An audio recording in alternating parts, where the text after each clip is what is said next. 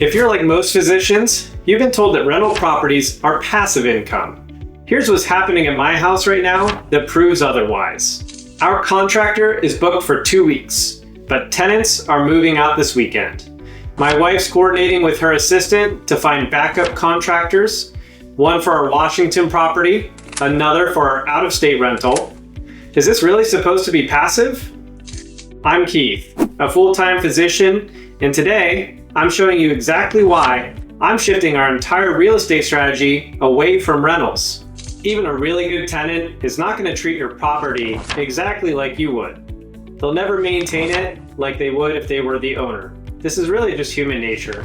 And wear and tear can add up a lot faster than you'd expect. Over a few years, it can become substantial.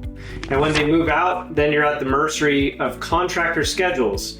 If you have a preferred contractor that maybe you've developed a relationship, but maybe they're not available, you could be looking at weeks before you can actually get a contractor in to actually take care of the renovations or repairs that are needed. Now, the good contractors might be busy, but the bad contractors always seem to be available immediately. And guess which one you're going to end up with?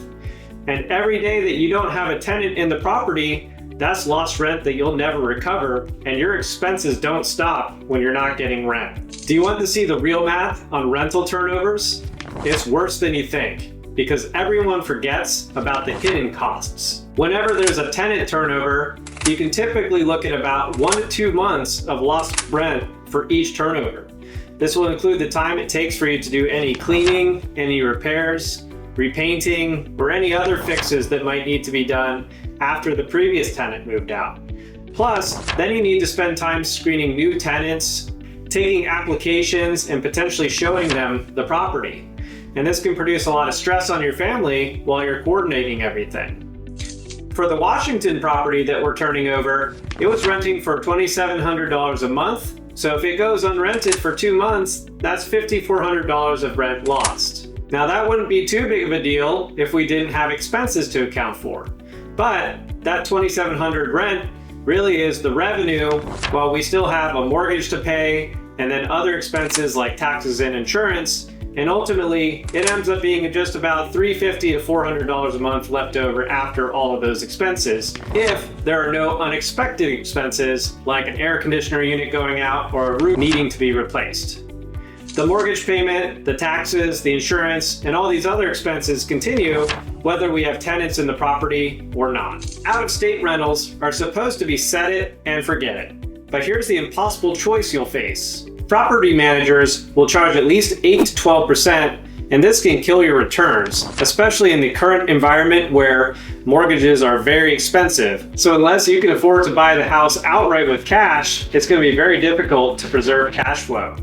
So you might end up trying to self-manage to maintain the small margins of profit that you're able to achieve. Then maybe you've developed some contacts with trusted contractors, they become unavailable. So you have a couple of options at that point. You could wait a couple of weeks, hire a random contractor, or fly out there yourself and try to deal with whatever needs to be repaired. None of these options are what I would call passive. We're dealing with this exact scenario right now with a rental property across the country. It's sitting vacant while we scramble for solutions and decide what to do with the property. Meanwhile, those property taxes, insurance, and that mortgage payment keep coming. While we're scrambling to coordinate contractors around their schedules, my note portfolio generates just under $3,000 per month in actual income. I don't need to make any phone calls, there's no extra expenses, and I'm not making payments to the bank for a mortgage. Now that income I'm getting from those notes, that's net income without expenses. As opposed to the rental I was describing earlier that we have here in Washington that gets gross revenue of $2,700 a month. But again, that's gross. That's before any mortgage, taxes, insurance, or really any other expenses that might come up. And that's about $400 a month net if nothing breaks. So my notes are generating 7 times the net income with 0 extra management required. For notes, that's $3,000 a month versus the rental of $400 net when it's occupied. If we factor in turnovers and repairs, the rentals often actually lose money. Meanwhile, every time I get a note payment that is pure profit that I can put to use today. And as long as these are good assets with good borrowers, they can continue to pay consistently for years.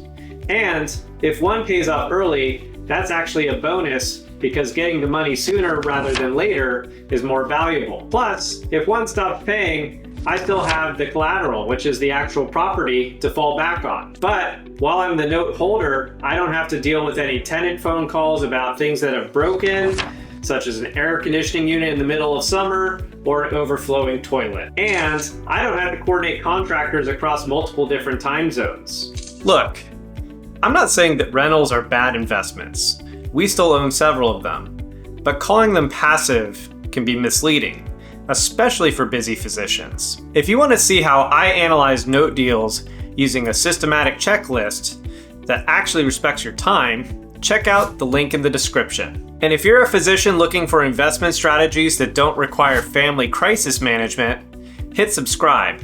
On this channel, I'll be breaking down exactly how to evaluate note deals without getting burned.